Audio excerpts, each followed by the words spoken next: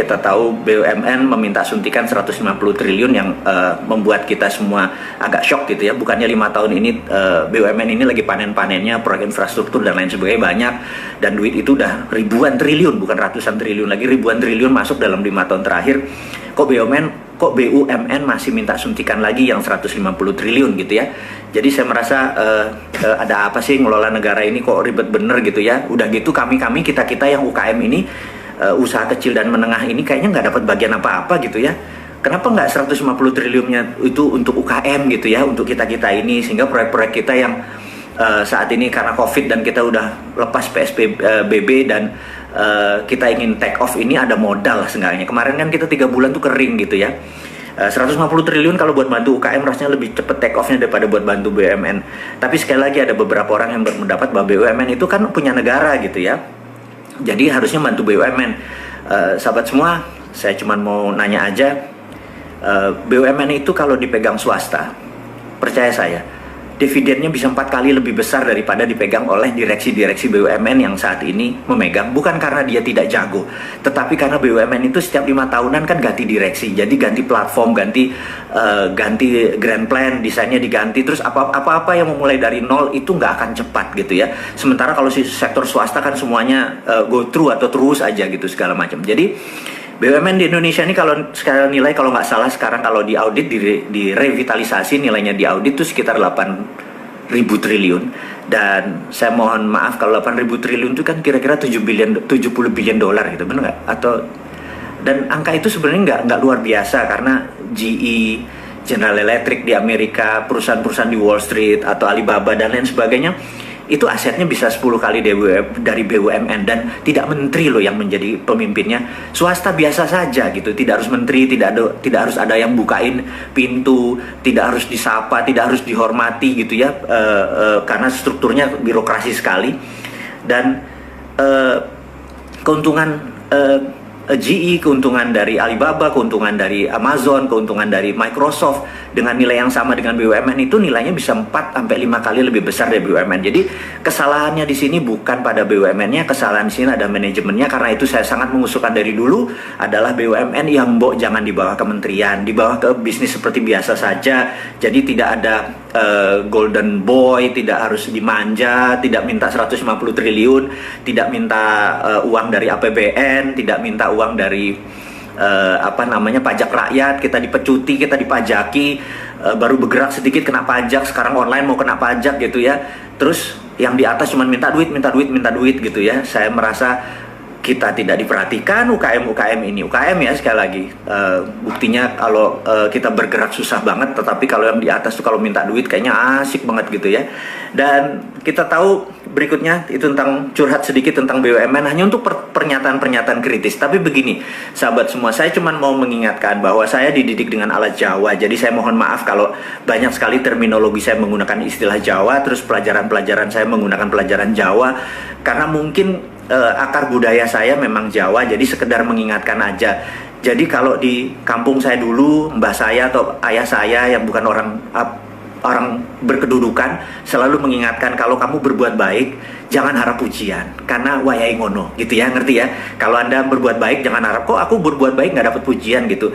Semua orang itu harus berbuat baik, dan berbuat baik jangan harap pujian karena wayai ngono, harusnya memang begitu. Tapi kalau berbuat buruk atau ada orang yang berbuat buruk, Anda harus kamplengi, diingatkan, dan selalu habis ngamplengi harus nyangoni. Ini harus diingat ya, jangan sekedar ngamplengi doang, kamu salah terus nggak nyangoni gitu ya.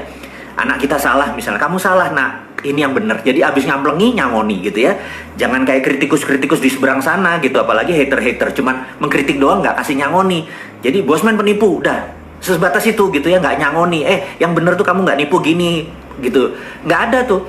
Itu terlihat makomnya memang bukan makom orang manusia normal gitu, makomnya memang di bawah. Jadi manusia normal itu kalau benar tidak harap pujian karena wae ngono. Kalau salah kita terima di kamplengi atau kita ngamplengi, kewajiban kita, tapi kita harus nyangoni atau memberikan nasihat atau solusinya. Jadi kalau kita ngamplengi pemerintah, BUMN ini begini loh, kamplengi, tapi terus kita nyangoni. Cara nyangoninya lepas BUMN keluar dari perusahaan BUMN, BUMN keluar dari kementerian, sehingga BUMN menjadi perusahaan biasa seperti Temasek atau Kasana, sehingga dia adalah big corporation. Jadi lebih lincah, nggak pakai APBN, nggak harus diintervensi sama pemerintah atau pejabat atau koruptor-koruptor di gedung kura-kura. Saya juga heran kenapa DPR pusat itu gedungnya kura-kura ya, gerakannya jadi males gitu ya.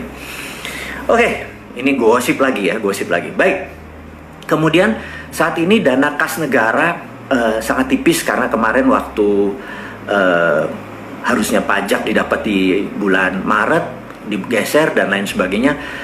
Negara dalam keadaan berat. Kita harus tolong, sekali lagi, negara dalam keadaan berat. Pak Jokowi yang hari ini ulang tahun juga pasti lagi gemeteran karena beliau juga tidak mudah mengelola negara ini. Karena banyak sekali intrik-intrik ya, seperti ada sekelompok orang yang ingin menggantikan istilah Pancasila menjadi satu sila. Saya nggak ngerti kenapa Pancasila. Pancasila itu adalah darlingnya dunia. Pancasila itu hanya dimiliki bangsa besar. Bayangin, 5 hal besar Pancasila tuh gabungkan. Pancasila itu kalau dalam bahasa Inggris, kita Pancasila memang bahasa Indonesia. Kalau di bahasa Inggris, sila pertama adalah believe in God. Percaya dengan Gusti Allah, percaya dengan Allah, percaya dengan kekuatan Sang Maha Tunggal tadi. Kedua, humanity, kemanusiaan, ya kan? Humanity. Ketiga, nationality. Kita ini bukan globalis. Globalis tuh oportunis itu yang menyatakan bahwa dunia ini ada seperti ini. Enggak, kita nationality itu 3. Keempat adalah demokrasi, kita bermusyawarah. Demokrasi itu adalah akar bangsa kita. Kemudian kelima adalah social justice. Jadi kelima hal itu ada semua di Pancasila. Dan kalau itu dijalankan, semua bangsa ngeri. Amerika, Cina yang dibangga-banggakan sama berapa pejabat di Indonesia ini ngeri kalau Pancasila itu dijalankan. Makanya untuk menggembosi bangsa Indonesia, 5 sila itu dibubarin aja jadi gotong royong gitu ya. Saya bilang ini gila, saya bilang kayak gitu. Dan sekali lagi, Pancasila sudah selesai.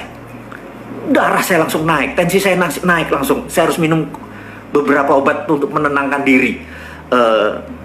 Obatnya sih sebenarnya zikir ya.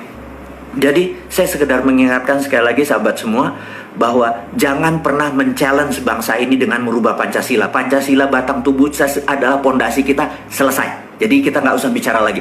Apapun Anda bicara Pancasila, mau itu dibilang kebinekaan kayak apa segala macam, stop.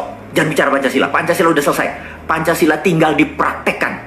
Sekali lagi saya ingatkan, dunia ini ngeri kalau Pancasila itu dipakai. Mulai dari sila pertama sampai sila terakhir, kalau dipakai secara rinci, nasionalismenya, kemanusiaannya, believe in God, percaya pada Allah, kemudian demokrasinya dan social justice, di mana keadilan sosial bagi seluruh rakyat Indonesia dan dunia dipegang oleh Indonesia, Indonesia akan menjadi negara yang besar. Jadi sekali lagi, banyak negara yang ngeri dengan Pancasila, terbaik adalah ideologi tersebut dihilangkan. Tapi sekali lagi, saya secara aku pribadi, saya di garda terdepan untuk mempertahankan Pancasila dengan satu kalimat, stop bicara Pancasila. Apapun itu, entah nanti dia ganti nama, kalau RUU HIP nanti diganti nama, itu akal-akalan aja. Kita harus mengingatkan negara, selesai. Mengingatkan pemerintah, selesai. Mengingatkan DPR, selesai, gitu ya. Kita nggak bicara lagi tentang Pancasila. Pancasila sudah